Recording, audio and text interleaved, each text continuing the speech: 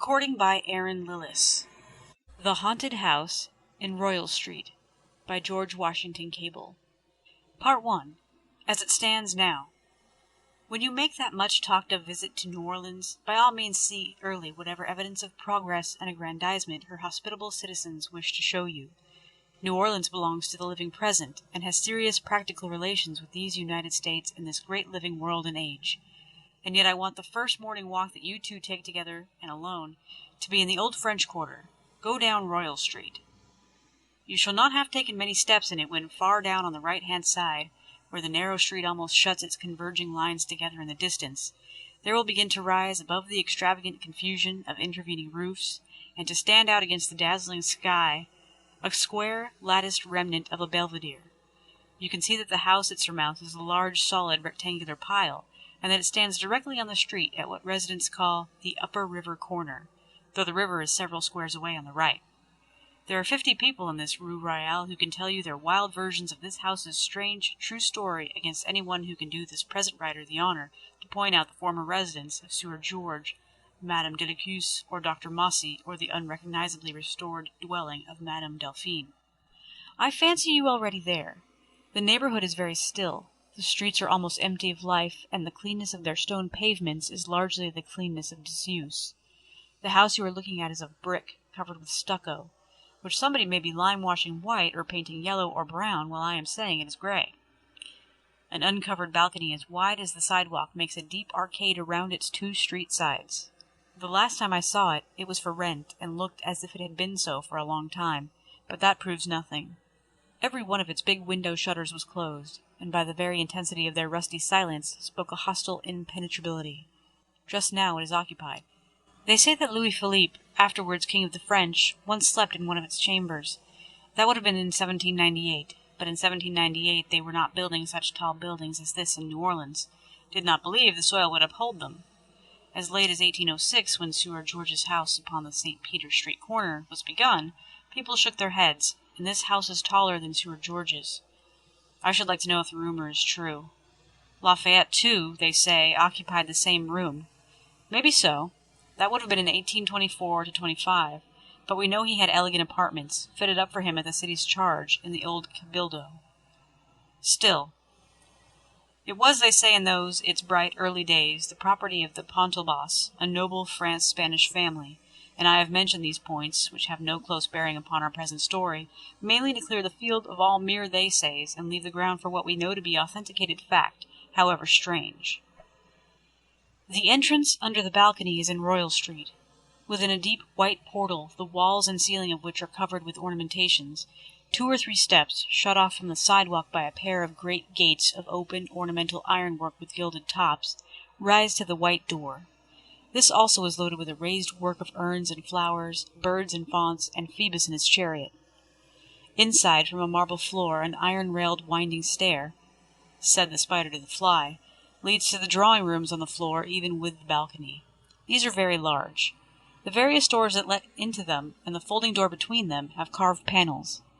A deep frieze covered with raised work, white angels with palm branches and folded wings, stars and wreaths, runs all around, interrupted only by high, wide windows that let out between fluted Corinthian pilasters upon the broad open balcony.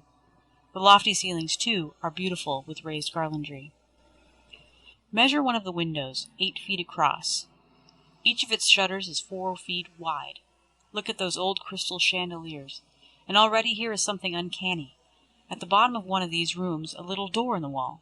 It is barely a woman's height, yet big hinges jut out from the jamb, and when you open it and look in, you see only a small dark place without steps or anything to let you down to its floor below, a leap of several feet. It is hardly noteworthy, only neither you nor I can make out what it ever was for. The house is very still. As you stand a moment in the middle of the drawing-room looking at each other, you hear the walls and floors saying those soft nothings to one another that they so often say when left to themselves. While you are looking straight at one of the large doors that lead into the hale, its lock gives us a whispered click, and the door slowly swings open. No cat, no draught. You and I exchange a silent smile, and rather like the mystery.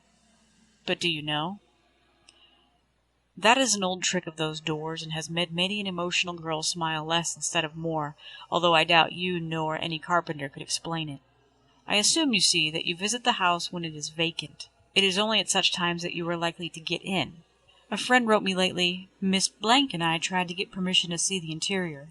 Madame said the landlord had requested her not to allow visitors, that over 300 had called last winter, and had been refused for that reason. I thought of the 3,000 who would call if they knew its story. Another writes, the landlord's orders are positive that no photographer of any kind shall come into his house. The house has 3 stories and an attic. The windows farthest from the street are masked by long green latticed balconies or galleries, one to each story, which communicate with one another by staircases behind the lattices, and partly overhang a small damp paved court which is quite hidden from outer view save from 1 or 2 neighboring windows. On your right, as you hook down into this court, a long, narrow wing stands out at right angles from the main house, 4 stories high, with the latticed galleries continuing along the entire length of each floor. It bounds this court on the southern side. Each story is a row of small square rooms, and each room has a single high window in the southern wall, and a single door on the hither side opening upon the latticed gallery of that floor. Wings of that sort were once very common in New Orleans in the residences of the rich. They were the houses' slaves' quarters. But certainly some of the features you see here never were common. Locks 7 inclines across, several windows without sashes, but with sturdy iron gratings and solid iron shutters. On the 4th floor, the doorway communicating with the main house is entirely closed twice over by 2 pairs of full-length batten shutters held in on the side of the main house by iron hooks 18 inches long, 2 to each shutter. And yet it was through this doorway that the ghosts, figuratively speaking, of course, for we are dealing with plain fact and history, got into this house. Will you go to the Belvedere? I went there once. Unless the cramped stair that reaches it has been repaired, you will find it something rickety. The newspapers, writing 55 years ago in the heat and haste of the moment, must have erred as to heavy pieces of furniture being carried up this last cramped flight of stairs to be cast out of the windows into the street far below. Besides, the 3rd-story windows are high enough for the most thorough smashing of anything dropped from them for that purpose. The attic is cut up into little closets. Lying in one of them close up under the roof, maybe you will still find, as I did, all the big iron keys of those big iron locks downstairs. The day I stepped up into this Belvedere, it was shaking visibly in a squall of wind.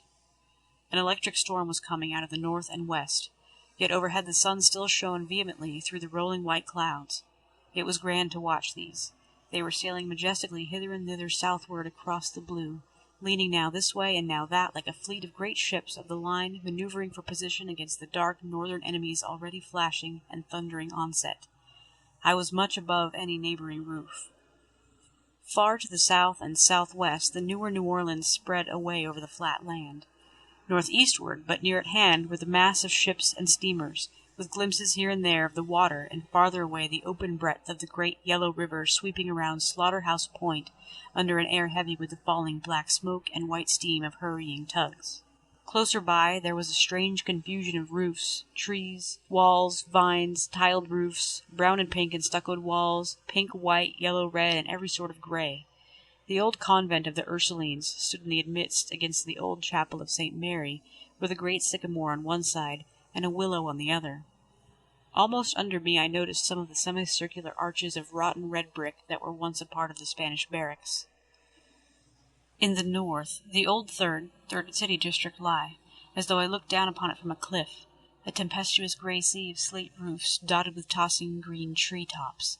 Beyond it, not far away, the deep green ragged line of cypress swamp half encircled it and gleamed weirdly under a sky packed with dark clouds that flashed and growled and boomed and growled again. You could see rain falling from one cloud over like Pontchartrain. The strong gale brought the sweet smell of it. Westward, yonder, you may still descry the old calaboose just peeping over the tops of some lofty trees, and that bunch a little at the left is Congo Square. But the old calaboose, the one to which this house was once strangely related, is hiding behind the cathedral here on the south. The street that crosses Royal here, and makes the corner on which this house stands, is Hospital Street, and yonder, westward, where it bends a little to the right, and runs away so bright, clean, and empty between 2 long lines of groves and flower gardens, it is the old bayou road to the lake. It was down that road that the mistress of this house fled in her carriage from its door, with the howling mob at her heels. Before you descend from the belvedere, turn and note how the roof drops away in 8 different slopes, and think, from whichever one of these slopes it was, of the little fluttering, befrocked lump of terrified childhood that leaped from there and fell clean to the paved yard below. A last word while we are still here. There are other reasons, one at least besides tragedy and crime, that make people believe this place is haunted. This particular spot is hardly one where a person would prefer to see a ghost, even if one knew it was but an optical illusion. But one evening, some years ago, when a bright moon was mounting high and swinging well around to the south, a young girl who lived nearby, and who had proper skepticism for the marvels of the gossip, passed this house. She was approaching it from an opposite sidewalk, when, glancing up at this belvedere outlined so loftily on the night sky, she saw with startling clearness, although pale and misting in the deep shadow of the cupola. "It made me shudder," she says, "until I reasoned the matter out." A single, silent, motionless object, the figure of a woman leaning against its lattice. By careful scrutiny she made it out to be only a sorcery of moonbeams that fell aslant from the farther side through the skylight of the belvedere's roof, and sifted through the lattice. Would that there were no more reality to the story before us. Part 2. Madame Lalaurie. On the 30th of August, 1831, before Octave de Armas, notary, one E. Sognat de Fawcett sold this property to a Madame Lalaurie. She may have dwelt in the house earlier than this, but here is where its tragic history begins. Madame Lalaurie was still a beautiful and most attractive lady, though bearing the name of a third husband. Her surname had been first McCarty, a genuine Spanish Creole name, although of Irish origin, of course, then Lopez, or maybe first Lopez and then McCarty, and then Blanc. She had 2 daughters, the elder at least the issue of her first marriage. The house is known to this day as Madame Blanc's house, which you notice it never was, so distinctly was she the notable figure in the household. Her husband was younger than she. There is strong sign of his lesser importance in the fact that he was sometimes, and only sometimes, called Dr. Louis Lalaurie. The graces and graciousness of their accomplished and entertaining mother quite outshone his stepdaughters as well as him. To the frequent and numerous guests at her sumptuous board, these young girls seemed comparatively unanimated, if not actually unhappy. Not so with their mother. To do her full share in the upper circles of good society, to dispense the pleasures of drawing-room and dining-room with generous frequency and captivating amiability, was the eager pursuit of a lady who nevertheless kept the management of her money, affairs, real estate, and slaves mainly in her own hands. Of slaves she had 10, and housed most of them in the tall, narrow wing that we have already noticed. We need not recount again the state of society about her at that time. The description of it given by the young German duke whom we quoted without date in the story of Salome Muller belongs exactly to this period. Grimes stood at the top and front of things. John Slidell was already shining beside him. They were co-members of the Elkin Club, then in its glory. It was trying energetically to see what incredible quantities of Madeira it could drink. Judge Mazareau was avocat general, and was being lampooned by the imbecile wit of the singers and dancers of the Kalinda in Congo Square. The tree-planted levee was still populous on summer evenings with promenaders and loungers. The quadroon caste was in its dying splendor, still threatening the moral destruction of private society, and hated, as only women can hate enemies of the hearthstone, by the proud fair ladies of the Creole pureblood, among whom Madame Lalaurie shone brilliantly. Her elegant house, filled with furniture of the most costly description, says the New Orleans Bee, of a date which we shall come to, stood central in the swirl of downtown gaiety, public and private. From Royal into Hospital Street, across Circuit Street, Rue de la Cirque, that was a good way to get into Bayou Road, white, almost as snow, with its smooth, silent pavement of powdered shells. This road followed the slow, clear meanderings of Bayou Saint-Jean, from red-roofed and embowered suburb Saint-Jean to the lake, a swamp of giant grizzly-bearded cypresses hanging it all the way, and the whole 5 miles teeming with gay, swift carriages, some filled with smokers, others with ladies and children, the finest equipage of all being, as you may recollect, that of John Fitz Miller. He was at that very time master of Salome Muller and of several others fairer than Salome. He belongs in the present story only here in this landscape, and here not as a typical, but only as an easily possible slaveholder. For that matter, Madame Lalaurie, let it be plainly understood, was only another possibility, not a type. The two stories teach the same truth, that a public practice is answerable for whatever can happen easier with it than without it, no matter whether it must or only may happen. However, let the moral wait, or skip it entirely if you choose. A regular feature of that bright afternoon throng was Madame Lalaury's coach, with the ever-so-pleasant Madame Lalaurie inside, and her sleek black coachman on the box. "Think," some friend would say, as he returned her courteous bow, "think of casting upon that woman the suspicion of starving and maltreating her own house servants. Look at that driver. His skin shines with good keeping. The truth is those jealous Americans." There was intense jealousy between the Americans and the Creoles. The Americans were just beginning in public matters to hold the odds. In private society the Creoles still had power, but it was slipping from them even there. Madame Lalaurie was a Creole. Whether Louisiana or San Domingo born was no matter, she could not be criticized by American envy, nor would the Creoles themselves go nosing into the secretest privacy of her house. Why, look you, it is her common practice, even before her guests, to leave a little wine in her glass and hand it, with some word of kindness, to the slave waiting at her back. Thin and hollow-chested, the slaves? Yes, to be sure, but how about your rich uncle, or my dear old mother, or they not hollow-chested? Well, but this kind of logic did not satisfy everybody, not even every Creole, and particularly not all her neighbors. The common populace, too, had unflattering beliefs. "Do you see this splendid house? Do you see those attic windows? There are slaves up there, confined in chains and darkness, and kept at the point of starvation." A Creole gentleman, Monsieur Monchoul, who seems to have been a neighbor, made several attempts to bring the matter to light, but in vain. Yet rumors and suspicious indications grew, so rank that at length another prominent citizen, an American lawyer, who had a young Creole studying law in his office, ventured to send him to the house to point out to Madame Lalaurie certain laws of the state. For instance, there was Article XX of the old Black Code.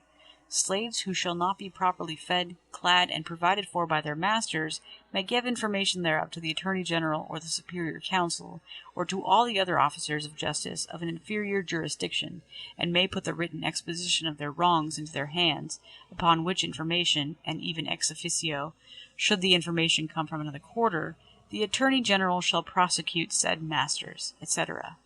But the young law student, on making his visit, was captivated by the sweetness of the lady, whom he had been sent to warn against committing unlawful misdemeanors, and withdrew, filled with indignation against anyone who could suspect her of the slightest unkindness to the humblest living thing. Part 3. A Terrible Revelation. The house that joined Madame Lallaurie's premises on the eastern side had a staircase window that looked down into her little courtyard. One day, all by chance, the lady of that adjoining house was going up those stairs just when the keen scream of a terrified child resounded from the next yard. She sprung to the window, and looking down, saw a little negro girl about 8 years old run wildly across the yard and into the house, with Madame Lalaurie, a cowhide whip in her hand, following swiftly and close upon her. They disappeared, but by glimpses through the dark lattices and by the sound of the tumult, the lady knew that the child was flying up stairway after stairway, from gallery to gallery, hard pressed by her furious mistress. Soon she heard them rise into the belvedere, and the next instant they darted out upon the roof. Down into its valleys and up over its ridges the little fugitive slid and scrambled. She reached the sheer edge. The lady at the window hid her face in her hands. There came a dull, jarring thud in the paved court beneath, and the lady, looking down, saw the child lifted from the ground and borne out of sight, limp, silent, dead. She kept her place at the window. Hours passed. The day waned, darkness settled down. Then she saw a torch brought. A shallow hole was dug. As it seemed to her, but in fact a condemned well of slight depth, a mere pit, was uncovered, and the little broken form was buried. She informed the officers of justice. From what came to light at a later season, it is hard to think that in this earlier case the investigation was more than superficial. Yet an investigation was made, and some legal action was taken against Madame Lalaurie for cruelty to her slaves. They were taken from her and liberated? No. They were sold by the sheriff, bidden her by her relatives, and by them sold back to her. Let us believe that this is what occurred, or at least was shammed, for unless we do, we must accept the implication of a newspaper statement of 2 or 3 years afterwards, and the confidant impression of an aged Creole gentleman and notary still living, who was an eyewitness to much of the story, that all Madame Lalaurie ever suffered for this part her hideous misdeeds, was a fine. Lawyers will doubtless remind us that Madame Lalaurie was not legally chargeable with the child's death. The lady at the window was not the only witness who might have been brought. A woman still living, who after the Civil War was for years a domestic in this haunted house, says her husband, now long dead, then a lad, was passing the place when the child ran out on the roof, and he saw her scrambling about on it, seeking to escape, but he did not see the catastrophe that followed. No one saw more than what the law knows as assault, and the child was a slave. Miss Martineau, in her short account of the matter, which she heard in New Orleans and from eyewitnesses only a few years after it had occurred, conjectures that Madame Laurie's object in buying back these slaves was simply to renew her cruelties upon them. But a much easier and even kinder guess would be that they knew things about her that had not been and must not be told, if she could possibly prevent it. A high temper, let us say, had led her into a slough of misdoing to a depth beyond all her expectation, and the only way out was on the farther side. Yet bring to bear all the generous conjecture one can, and still the fact stands that she did starve, whip, and otherwise torture those poor victims. She even mistreated her daughters for conveying them food which she had withheld. Was she not insane? One would hope so, but we cannot hurry to believe just what is most comfortable or kindest. That would be itself a kind of emotional insanity. If she was insane, how about her husband? For Miss Martineau, who was told that he was no party to her crimes, was misinformed. He was as deep in the same mire as passive complicity could carry him. If she was insane, her insanity stopped abruptly at her plump, well-fed coachman. He was her spy against all others. And if she was insane, then why did not her frequent guests at table suspect it? All that society knew was that she had carried her domestic discipline to excess, had paid dearly for it, and no doubt was desisting and would henceforth desist from that kind of thing. Enough allowance can hardly be made in our day for the delicacy society felt about prying into one of its own gentlemen or lady members' treatment of his or her own servants. Who was going to begin such an inquiry? John Fitzmiller? And so time passed, and the beautiful and ever sweet and charming Madame Lalaurie, whether sane or insane we leave to the doctors, except Dr. Lalaurie, continued to drive daily, yearly, on the gay bayou road to manage her business affairs and to gather bright groups around her tempting board, without their suspicion that she kept her cook in the kitchen by means of a 24-foot chain fastened to her person and to the wall or floor. And yet let this be said to the people's credit, that public suspicion and indignation steadily grew. But they were still only growing when one day, the 10th of April, 1834, the aged cook, she was 70, chained as she was, purposely set the house on fire. It is only tradition that, having in a dream the night before seen the drawing-room window curtains on fire, she seized the happy thought and made the dream a reality. But it is in the printed record of the day that she confessed the deed to the mayor of the city. The desperate stratagem succeeds. The alarm of fire spreads to the street, and 100 men rush in, while a crowd throngs the streets. Some are neighbors, some friends, some strangers. One is Monsieur Machoul, the gentleman who has so long been watching his chance to bring the law upon the house and its mistress. Young D, a notary's clerk, is another, and another is Judge Canage. Aha! And there are others of good and well-known name. The fire has got a good start. The kitchen is in flames. The upper stories are filling with smoke. Strangers run to the place whence it all comes and fall to fighting the fire. Friends rally to the aid of Monsieur and Madame Lalaurie. The pretty lady has not lost one whit, is at her very best. Her husband is as passive as ever. "This way," she cries, "this way! Take this! Go now and hurry back if you please! This way!" And in a moment they are busy carrying out into places of safety plate, jewels, robes, and the lighter and costlier pieces of furniture. "This way, please, gentlemen. That is only the servants' quarters." The servants' quarters? But where are the servants? Madame's answers are witty but evasive. Never mind them now, save the valuables. Somebody touches Judge Canonge. Those servants are chained and locked up and liable to perish. Where? In the garret rooms. He hurries towards them, but fails to reach them, and returns, driven back and nearly suffocated by the smoke. He looks around him. This is no sketch of the fancy. We have his deposition sworn before a magistrate next day, and sees some friends of the family. He speaks to them. "I am told, so-and-so. Can it be? Will you speak to Monsieur, madam?" But the friends repulse him coldly. He turns and makes fresh inquiries of others. He notices 2 gentlemen near him whom he knows. One is Manchoul. Here, Montreal, and you, Fernandez, will you go to the garret and search? I am blind and half smothered. Another, he thinks it was Felix Lefebvre, goes in another direction, most likely towards the double door between the attics of the house and wing. Montreal and Fernandez come back saying they have searched thoroughly and found nothing. Madame Lalaurie begs them with all her sweetness to come other ways and consider other things. But here's Lefebvre. He cries, I have found some of them. I have broken some bars, but the doors are locked. Judge Canonge hastens through the smoke. They reach the spot. Break the doors down. Down come the doors. The room they push into is a den. They bring out two negresses. One has a large, heavy iron collar at the neck and heavy irons on her feet. The fire is subdued now, they say, but the search goes on. Here is Monsieur Guillot. He has found another victim in another room. They push aside a mosquito net and see a Negro woman, aged, helpless, and with a deep wound in the head. Some of the young men lift her and carry her out. Judge Canonge confronts Dr. Lalaurie again. Are there slaves still in your garret, monsieur? And the doctor replies with insulting tone that there are persons who would do much better by remaining at home than visiting others to dictate to them the laws and the quality of officious friends. The search went on. The victims were led or carried out. The sight that met the public eye made the crowd literally groan with horror and shout with indignation. We saw, wrote the editor of the Advertiser next day, one of these miserable beings. The sight was so horrible that we could scarce look upon it. The most savage heart could not have witnessed the spectacle unmoved. He had a large hole in his head.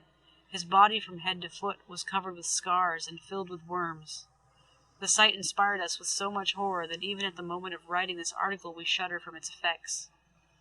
Those who have seen the others represent them to be in a similar condition.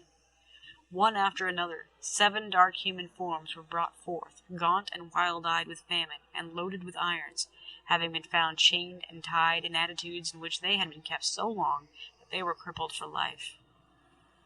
It must have been in the first rush of the inside throng to follow these sufferers into the open air and sunlight that the quick-witted Madame Lalaurie clapped to the doors of her house with only herself and her daughters, possibly the coachman also. Inside, and nothing but locks and bars to defend her from the rage of the populace. The streets under her windows, Royal Street here, Hospital yonder, and the yard were thronged. Something by and by put someone in mind to look for buried bodies. There had been 9 slaves besides the coachman. Where were the other 2? A little digging brought their skeletons to light, an adult's out of the soil and the little child's out of the condemned well. There they lay. But the living 7, the indiscreet crowd, brought them food and drink in fatal abundance, and before the day was done 2 more were dead. The others were tenderly carried, shall we say it, to prison, to the calaboose. Thither at least 2,000 people flocked that day to see, if they might, these wretched sufferers. A quiet fell upon the scene of the morning's fire. The household and its near friends busied themselves in getting back to the jewelry, plate, furniture, and the like, the idle crowd looking on in apathy and trusting, it may be, to see arrests made. But the restoration was finished, and the house remained close-barred. No arrest was made. As for Dr. Lalaurie, he does not appear in this scene. Then the crowd, along in the afternoon, began to grow again, then to show anger, and by to hoot and groan and cry for satisfaction. Part 4. The Lady's Flight. The old bayou road saw a strange sight that afternoon. Down at its farther end lay a little settlement of fishermen and Spanish moss-gatherers, pot-hunters and shrimpers around a custom-house station, a lighthouse, and a little faint. There the people who drove out in carriages were in the habit of alighting and taking the cool air of the lake and sipping lemonades, wines, and ices before they turned homeward again along the crowded way that they had come. In after years the place fell into utter neglect. The customs station was removed, the fort dismantled, the gay carriage people drove on the New Shell Road and its tributaries, Bienville and Canal Streets, Washington and Carrollton Avenues, and sipped and smoked in the twilights and starlights of Carrollton Gardens and the new Lake End. The older haunt, once so bright with fashionable pleasure-making, was left to the sole illumination of St. John Light and the mongrel life of a bunch of cabins branded Crabtown, and became, in popular superstition at least, the yearly rendezvous of the voodoos. Then all at once, in latter days, it bloomed out in electrical, horticultural, festal, pyrotechnical splendor as Spanish Fort, and the carriages all came rolling back. So whenever you and your friend visit Spanish Fort and stroll along the bayou's edge on the fort side and watch the broad schooners glide out along the bayou's mouth and into the open water, you may say, somewhere just along this bank, within the few paces between here and yonder, Must be where that schooner lay, moored and ready to sail for Mandeville the afternoon that Madame Lalaurie, fleeing from the mob, etc. For on that afternoon, when the people surrounded the house, crying for vengeance, she never lost, it seems, her cunning. She and her sleek black coachman took counsel together, and his plan of escape was adopted. The early afternoon dinner hour of those times came and passed, and the crowd still filled the street, but as yet had done nothing. Presently, right in the midst of the throng, her carriage came to the door, according to its well-known daily habit at that hour, and at the same moment the charming Madame Lalaurie, in all her pretty manners and sweetness of mind, stepped quickly across the sidewalk and entered the vehicle. The crowd was taken all aback. When it gathered its wits, the coach door had shut and the horses were starting. Then her audacity was understood. "She's getting away!" was the cry, and the multitude rushed upon her. "Seize the horses!" they shouted, and dashed at the bits and reins. The black driver gave the word to his beasts, and with his coach whip lashed the faces of those who sprung forward. The horses reared and plunged, the harness held, and the equipage was off. The crowd went with it. "Turn the coach over," they cry, and attempt it, but fail. "Drag her out!" They try to do it again and again, but in vain. Away it rattles, away it flashes, down the hospital street, past Bourbon, Dauphine, Burgundy, and the Rampart, with the crowd following, yelling, but fast growing thin and thinner. "Stop her! Stop her! Stop that carriage! Stop that carriage!" In vain. On it spins. Out upon the bayou road came the pattering hoofs and humming wheels, not wildly driven, but just at their most telling speed, into the whole whirling retinue of fashionable New Orleans, out for its afternoon airing. Past this equipage, past that one, past half a dozen, a score. Their inmates sit chatting in every sort of mood over the day's sensation, when, what is this? A rush from behind, a whirl of white dust, and, as I live, there she goes, now on her regular drive. What a scandalous speed! And see here, they are after her! Past 50 gigs and coaches, past 100, around this long bend on the road, around that one. Goodbye, pursuers. Never a chance to cut her off. The swamp forever on the right, the bayou on the left. She is getting away, getting away. The crowd is miles behind. The lake is reached. The road ends. What next? The coach dashes up to the bayou's edge and stops. Why just here? Ah, because just here, so near the bayou's mouth, a schooner lies against the bank. Is Dr. Lalaurie's hand in this? The coachman parleys a moment with the schooner master and hands him down a purse of gold. The coach door is opened, the lady alights, and is presently on the vessel's deck. The lines are cast off, the great sails go up, the few lookers-on are there without reference to her, and offer no interruption. A little pushing with poles lets the wind fill the canvas, and first slowly and silently, and then swiftly, and with a grateful creaking of cordage and spars, the vessel glides out past the lighthouse, through the narrow opening, and stands away towards the northern horizon, below which, signed 30 miles away, lies the little watering place of Mandeville, with roads leading as far away northward as one may choose to fly. Madame Lalaurie is gone. The brave coachman, one cannot help admiring the villain's intrepidity, turned and drove back towards the city. What his plan was, it is not further known. No wonder if he thought he could lash and dash through the same mob again, but he mistook. He had not reached town again when the crowd met him. This time they were more successful. They stopped the horses, killed them. What they did with the driver is not told, but one can guess. They broke the carriage into bits, then they returned to the house. They reached it about 8 o'clock in the evening. The 2 daughters had just escaped by a window. The whole house was locked and barred, hermetically sealed, says Labielle, of the next morning. The human tempest fell upon it, and in a few minutes, says the courier, the doors and windows were broken open, the crowd rushed in, and the works of destruction began. Those who rush in are of all classes and colors, continues the courier of next day, but no, says a survivor of today who was there and took part, we wouldn't have allowed it. In a single hour everything movable disappeared or perished. The place was rifled of jewelry and plate, china was smashed, the very stair balusters were pulled piece from piece, hangings, beddings, and table linen were tossed into the streets, and the elegant furniture, bedsteads, wardrobes, buffets, tables, chairs, pictures, pianos, says the newspaper, were taken with pains to the 3rd-story windows, burled out and broken, smashed into 1,000 pieces upon the ground below. The very basements were emptied, and the floors, wainscots, and iron balconies damaged as far as at the moment they could be. The sudden southern nightfall descended, and torches danced in the streets and through the ruined house. The debris was gathered into hot bonfires. feather beds were cut open, and the pavements covered with a thick snow of feathers. The night wore on, but the mob persisted. They mounted and battered the roof. They defaced the inner walls. Morning found them still at their senseless mischief, and they were in the act of pulling down the walls when the sheriff and several citizens interfered and put an end to their work. It was proposed to go at once to the houses of others long suspected of like cruelties to their slaves, but against this the highest gentility of the city alertly and diligently opposed themselves, not at all because of sympathy with such cruelties. The single reason has its parallel in our own day. It was the fear that the Negroes would be thereby encouraged to seek by violence those rights which their masters thought it not expedient to give them. The movement was suppressed, and the odious parties were merely warned that they were watched. Madame Lalaurie, we know by notarial records, was in Mandeville 10 days after, when she executed a power of attorney in favor of her New Orleans business agent, in which act she was authorized and assisted by her husband, Louis Lalaurie. So he disappears. His wife made her way to Mobile, some say to the north, and thence to Paris. Being recognized and confronted there, she again fled. The rest of her story is tradition, but comes very directly. A domestic in a Creole family that knew Madame Lalaurie and slave women used to enjoy great confidence and familiarity in the Creole households at times, tells that one day a letter from France to one of the family informed them that Madame Lalaurie, while spending a season at Pau, had engaged with a party of fashionable people in a boar hunt, and somehow meeting the boar while apart from her companions, had been set upon by the infuriated beast, and too quickly for anyone to come to her rescue, had been torn and killed.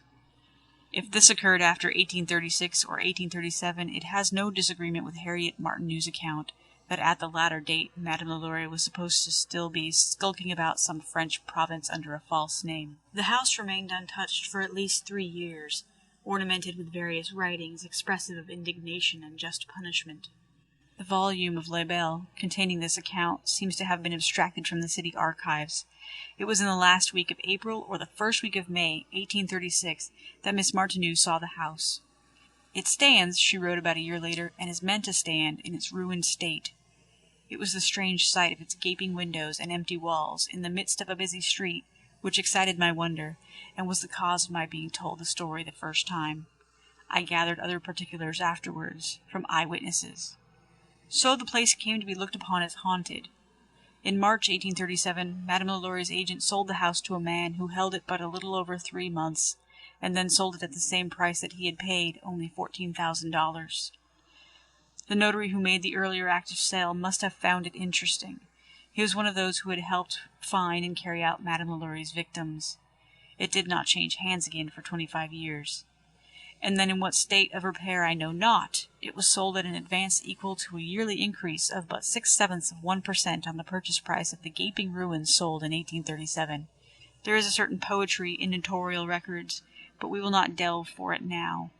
Idle talk of strange sights and sounds crowded out of notice any true history the house may have had in those 25 years, or until war had destroyed that slavery, to whose horridest possibilities the gloomy pile, even when restored and renovated, stood a ghost-ridden monument. Yet its days of dark romance were by no means ended. Part 5. A New Use.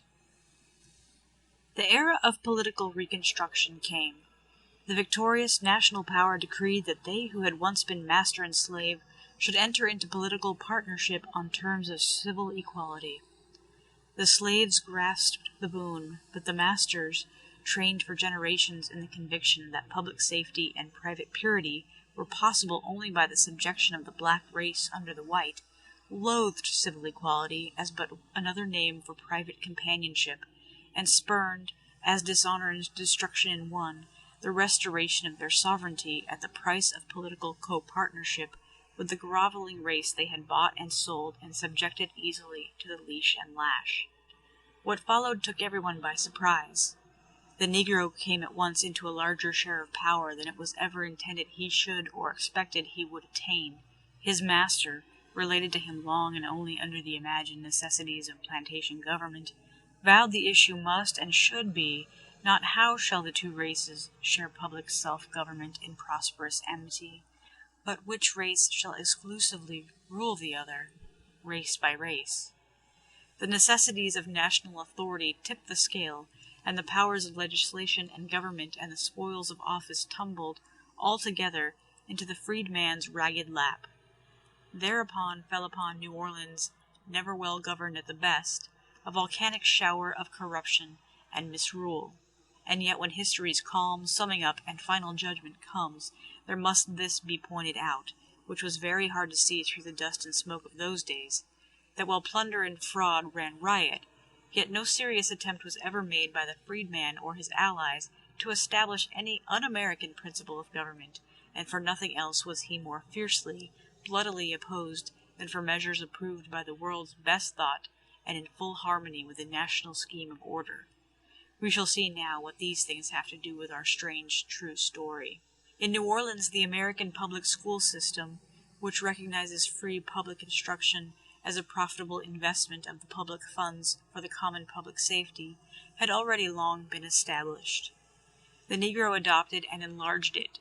He recognized the fact that the relation of pupils in the public schools is as distinctly a public and not a private relation as that of the sidewalk, the market, the public park, or the streetcar, but recognizing also the impracticabilities of place and time, he established separate schools for whites and blacks. In one instance, however, owing mainly to the smallness of numbers, it seemed more feasible to allow a common enjoyment of the civil right of public instruction, without separation by race, than to maintain two separate schools, one at least of which would be very feeble for lack of numbers. Now, it being so decided, of all the buildings in New Orleans, which one was chosen for this experiment but the haunted house in Royal Street? I shall never forget the day, although marked by no startling incident, when I sat in its lofty drawing rooms and heard its classes in their annual examination. It was June, and the teachers and pupils were clad in recognition of the special occasion and in the light fabrics fitted to the season. The rooms were adorned with wreaths, garlands, and bouquets. Among the scholars, many faces were beautiful, and all were fresh and young. Much Gallic blood asserted itself in complexion and feature, generally of undoubted, unadulterated Caucasian purity, but sometimes of visible and now and then of preponderating African tincture. Only 2 or 3, unless I have forgotten, were of pure Negro blood. There in the rooms that had once resounded with the screams of Madame Lalaury's little slave fleeing to her death, and with the hootings and maledictions of the enraged mob, was being tried the experiment of a common enjoyment of public benefits by the daughters of 2 widely divergent races, without the enforcement of private social companionship. From such enforcement the school was as free as any school is or ought to be. The daily discipline did not require any 2 pupils to be social, but only everyone to be civil, and civil to all. These pages are written, however, to tell a strange, true story, and not to plead one cause or another. Whatever the story itself pleads, let it plead. Outside the haunted house, far and near, the whole community was divided into 2 fiercely hostile parties, often at actual war with each other, the one striving to maintain government upon a co-citizenship regardless of race in all public relations, the other sworn to make race the supreme, sufficient, inexorable condition of supremacy on the one part and subjection on the other. Yet for all this the school prospered. Nevertheless, it suffered much internal unrest. Many a word was spoken that struck like a club, many a smile stung like a whiplash, many a glance stabbed like a knife. Even in the midst of recitations, a wounded one would sometimes break into sobs or silent tears, while the aggressor crimsoned and palpitated with the proud indignation of the master caste. The teachers met all such byplay with prompt, impartial repression and concentration upon the appointed duties of the hour. Sometimes another thing restored order. Few indeed of the pupils, of whatever racial purity or preponderance, but held more or less in awe the ghostly traditions of the house. And at times it chanced to be just in the midst of one of these ebullitions of scorn, grief, and resentful tears that noiselessly and majestically the great doors of the reception rooms, untouched by visible hands, would slowly swing open, and the hushed girls would call to mind Madame Lalaurie. Not all who bore the tincture of the despised race suffered alike. Some were fierce and sturdy, and played a savage tit-for-tat. Some were insensible. A few bore themselves inflexibly by dint of sheer nerve, while many, generally more white than black, quivered and winced continually under the contumely that they felt, with peculiar injustice and cruelty upon them. Odd things happened from time to time to remind one of the house's early history. One day a deep hidden well that no one had suspected the existence of was found in the basement of the main house. Another time, but we must be brief. Matters went on thus for years, but at length there was a sudden and violent change. Part 6. Evictions. The Radical Party in Louisiana, gorged with private spoils and loathed and hated by all but unbroken ranks of well-to-do society, though it held a creed as righteous and reasonable as any political party ever held, was going to pieces by the sheer weakness of its own political corruption. It was made mainly of the poor and weak elements of the people. Had it been ever so pure, it could not have made headway against the strongest ranks of society, concentrating against it with revolutionary intent, when deserted by the power which had called it to responsibility. And come, this history of a house must not run into the history of a government. It is a fact in our story, however, that in the conservative party there sprang up the White League, purposing to wrest the state government from the radicals by force of arms. On the 14th of September, 1874, the White League met and defeated the Metropolitan Police in a hot and bloody engagement of infantry and artillery on the broad steamboat landing in the very middle of New Orleans. But the federal authority interfered. The radical government resumed control, but the White League survived and grew in power. In November, elections were held, and the state legislature was found to be Republican by a majority of only 2. One bright spring-like day in December, such as a northern March might give in its best mood, the school had gathered in the haunted house as usual, but the hour of duty had not yet struck. 2 teachers sat in an upper classroom talking over the history of the house. The older of the 2 had lately heard of an odd new incident connected with it, and was telling of it. A distinguished foreign visitor, she said, guest at a dinner party in the city the previous season, turned unexpectedly to his hostess, the talk being of quaint old New Orleans houses, and asked how to find the house where that celebrated tyrant had lived who was driven from the city by a mob for maltreating her slaves. The rest of the company sat aghast, while the hostess silenced him by the severe coldness with which she replied that she knew nothing of it. One of Madame Laloury's daughters was sitting there, guest at the table. When the teacher's story was told, her companion made no comment. She had noticed a singular sound that was increasing in volume. It was out of doors, seemed far away, but it was drawing nearer. She started up, for she recognized it now as a clamor of human voices, and remembered that the iron gates had not yet been locked for the day. They hurried to the window, looked down, and saw the narrow street full from wall to wall for 100 yards with men coming towards them. The front of the crowd had already reached the place and was turning towards the iron gates. The 2 women went quickly to the hall, and looking down the spiral staircase to the marble pavement of the entrance 3 stories below, saw the men swarming in through the wide gateway and doorway by dozens. While they still leaned over the balustrade, Marguerite, one of their pupils, a blue-eyed blonde girl of lovely complexion, with red, voluptuous lips and beautiful hair held by a carven-shell comb, came and bent over the balustrade with them. Suddenly her comb slipped from its hold, flashed downward, and striking the marble pavement, flew into pieces at the feet of the men who were about to ascend. Several of them looked quickly up. "It was my mother's comb," said Marguerite, turned, ashy pale, and sunk down in hysterics. The 2 teachers carried her to a remote room, the bedchamber of the janitress, and then obeyed an order of the principal calling her associates to the 2nd floor. A band of men were coming up the winding stair with measured military tread towards the landing, where the principal, with her assistants gathered around her, stood to confront them. She was young, beautiful, and of calm temper. Her skin, says one who was present, was one of dazzling clearness, her abundant hair was golden auburn, and in happy hours her eyes were as soft as velvet. But when the leader of the band of men reached the stair landing, threw his coat open, and showed the badge of the White League, her face had blanched and hardened to marble, and her eyes darkened to black as they glowed with indignation. "We have come," said the White Leaguer, "to remove the colored pupils. You will call your school to order." To which the principal replied, "You will permit me first to confer with my corps of associates." He was a trifle disconcerted. "Oh, certainly."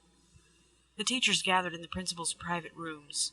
Some were dumb, one broke into tears, another pleaded devotion to the principal, and one was just advising that the onus of all action be thrown upon the intruders, when the door was pushed open and the White Leaguer said, "Ladies, we are waiting. Assemble the school, we are going to clean it out." The pupils, many of them trembling, weeping, and terrified, were with difficulty brought to order in the assembly room. This place had once been Madame Laloury's dining hall. A frieze of angels ran around its four walls, and oddly, for some special past occasion, a legend in crimson and gold on the western side bore the words, "The eye of God is on us."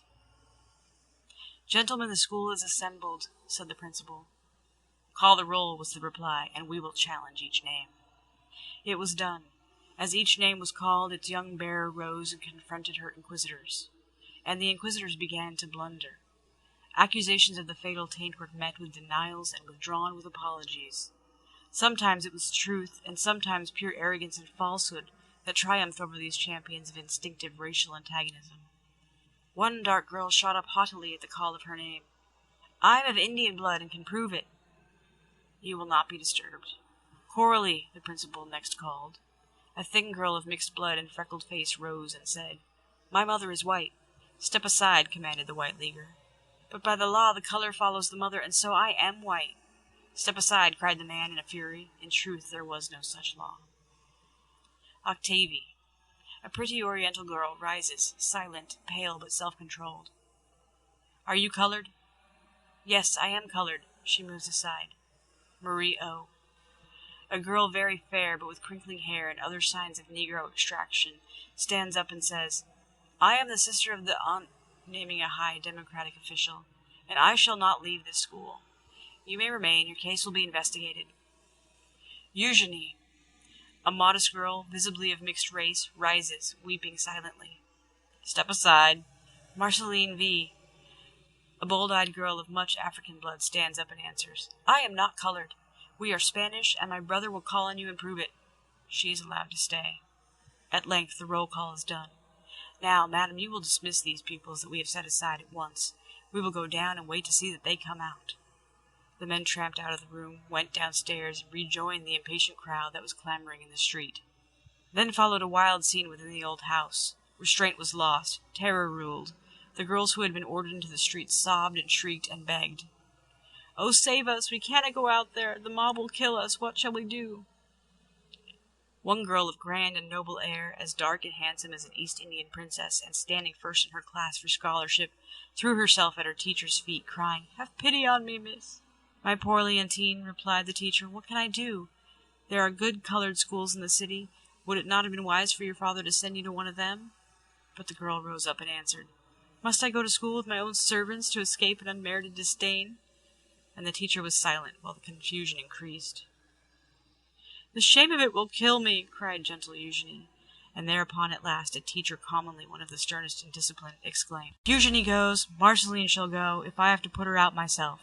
Spanish indeed, and Eugenie a pearl by the side of her." Just then Eugenie's father came. He had forced his way through the press in the street, and now stood bidding his child have courage and return with him the way he had come. "Tie your veil close, Eugenie," said the teacher, "and they will not know you." And so they went, the father and the daughter. But they went alone. None followed. This roused the crowd to noisy anger. "Why don't the rest come?" it howled. But the teachers tried in vain to inspire the panic-stricken girls with courage to face the mob, and were in despair when a school official arrived, and with calm and confident authority bade the expelled girls gather in ranks and follow him through the crowd. So they went out through the iron gates, the great leaves of which closed after them with a rasping of their key and shooting of their bolts, while the teacher said, "Come, the reporters will soon be here. Let us go and see after Marguerite." They found her in the room of the janitress, shut in and fast asleep. "Do you think," one asked of the janitress, "that mere fright and the loss of that comb made this strong girl ill?" "No, I think she must have guessed those men's errand, and her eye met the eye of someone who knew her." "But what of that?" "She is colored." "Impossible!" "I tell you, yes." "Why, I thought her as pure German as her name." "No, the mixture is there, though the only trace of it is on her lips. Her mother, she is dead now, was a beautiful quadroon. A German sea captain loved her. The law stood between them. He opened a vein in his arm, forced in some of her blood, went to court, swore he had African blood, got a license, and married her. Marguerite is engaged to be married to a white man, a gentleman who does not know this. It was like life and death, so to speak, for her not to let those men turn her out of here." The teacher turned away, pondering. The eviction did not at that time hold good. The political struggle went on, fierce and bitter. The radical government was doomed, but not dead. A few weeks after the scene just described, the evicted girls were reinstated. A long term of suspense followed. The new year became the old and went out. Twice this happened. In 1877 there were 2 governors and 2 governments in Louisiana. In sight from the belvedere of the haunted house, 8 squares away up Royal Street in the State House, the de facto government was shut up under close military siege by the Desjars government, and the girls' high school in Madame Lalaury's old house, continuing faithfully their daily lessons, knew within as little certainty to which of the 2 they belonged, as though New Orleans had been some Italian city of the 15th century. But to guess the White League was not far from right, and in April the radical government expired. A Democratic school board came in. June brought commencement day, and some of the same girls who had been evicted in 1874 were graduated by the new board in 1877. During the summer the schools and school laws were overhauled, and in September or October the high school was removed to another place where each pupil suspected of mixed blood was examined officially behind closed doors, and only those who could prove white or Indian ancestry were allowed to stay. A colored high school was opened in Madame Lalaury's house with a few pupils. It lasted 1 session, maybe 2, and then perished. In 1882 the haunted house had become a conservatory of music. Chamber concerts were frequent in Madame Lalaury's old dining hall. On a certain sweet evening in the spring of that year there sat among those who had gathered to hear the haunted place filled with a deluge of sweet sounds one who had been a teacher there when the house had been, as someone, conservative or radical, who can tell which, said on the spot, for the second time purged of its iniquities. The scene was much changed, says the auditor, but the ghosts were all there, walking on the waves of harmony. And thickest and fastest they trooped in and out when a passionate song thrilled the air with the promise that, someday, eyes clearer grown the truth may see.